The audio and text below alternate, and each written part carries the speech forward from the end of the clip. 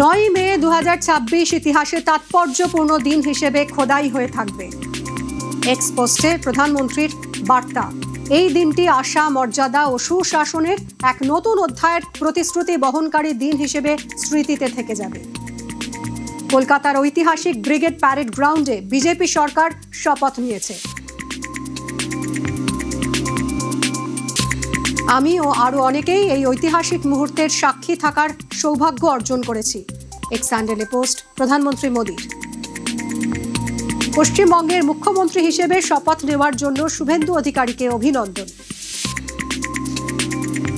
তিনি নেতা হিসেবে নিজের ছাপ রেখেছেন। মানুষের সঙ্গে গভীরভাবে যুক্ত থেকেছেন। খুব কাছ থেকে মানুষের আকাঙ্ক্ষা বুঝেছেন। শুভেন্দু অধিকারীকে নিয়ে এক স্যান্ডেলে বলেছেন প্রধানমন্ত্রী মোদী, তাঁর আগামীর কার্যকাল ফলপ্রসূ হোক, এই শুভকামনা রইল।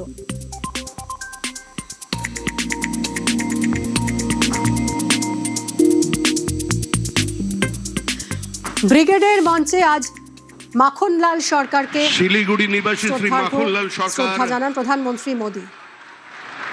সবরই প্রতীক্ষার মতো দীর্ঘ প্রতীক্ষা ভারত কেশরী ডক্টর শ্যামাপ্রসাদ মুখার্জি, যিনি ভারতের সংবিধান এবং ভারতবর্ষের অখণ্ডতার জন্য এই বাংলায় জন্মগ্রহণ করে নিজের প্রাণ দিয়েছিলেন, যাকে কাশ্মীরের জেলে রহস্যজনকভাবে কার্যত খুন করা হয়েছিল, এবং তার সেই যাত্রার যিনি সহযোগী ছিলেন, সেই মাখনলাল সরকার ৯৭ বছর বয়স হয়েছে তার, তিনিও আজকের দিনে আমাদের এখানে এসে উপস্থিত হয়েছেন।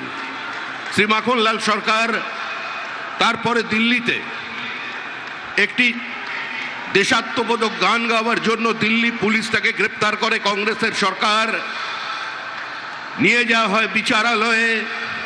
বিচারপতি বলেন তার উকিলের পরামর্শে যে ক্ষমা চান, আপনার মুক্তি দেব।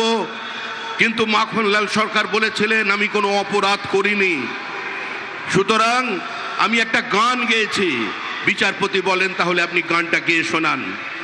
সেদিনের অপ্রাপ্ত বয়স্ক মাখনলাল সরকার সেই গানটি গেয়ে শোনান, এবং তারপর বিচারপতি নির্দেশ দেয় দিল্লি পুলিশকে যে একে ফার্স্ট ক্লাস কামরা করে এর বাড়ি পর্যন্ত পৌঁছে দাও এবং 100 টাকা দাও রাস্তায় যাতায়াতের জন্য।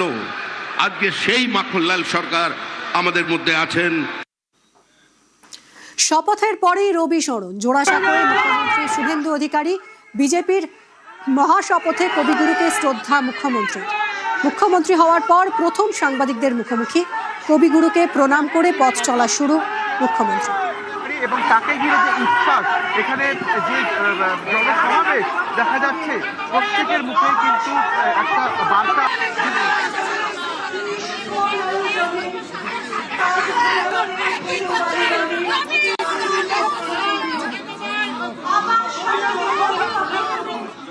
কবিগুরুকে প্রধানমন্ত্রী প্রণাম জানিয়ে মুখ্যমন্ত্রীকে শপথ নেওয়ালেন এবং আমরা দায়িত্বভার নিলাম। বাংলা বাঙালির সংস্কৃতি কবিগুরুর চেতনাতে, কবিগুরুর ভাবনাতে হবে, তার আজকে শুভ সূচনা।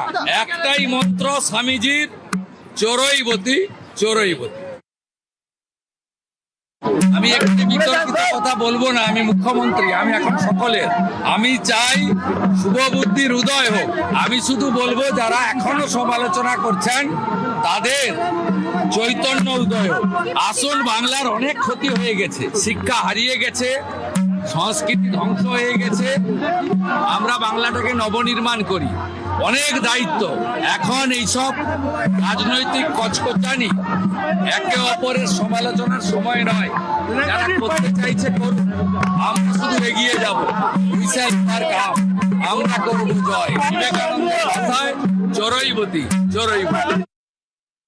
আমি শুভেন্দু অধিকারী ঈশ্বরের নামে শপথ করিতেছি যে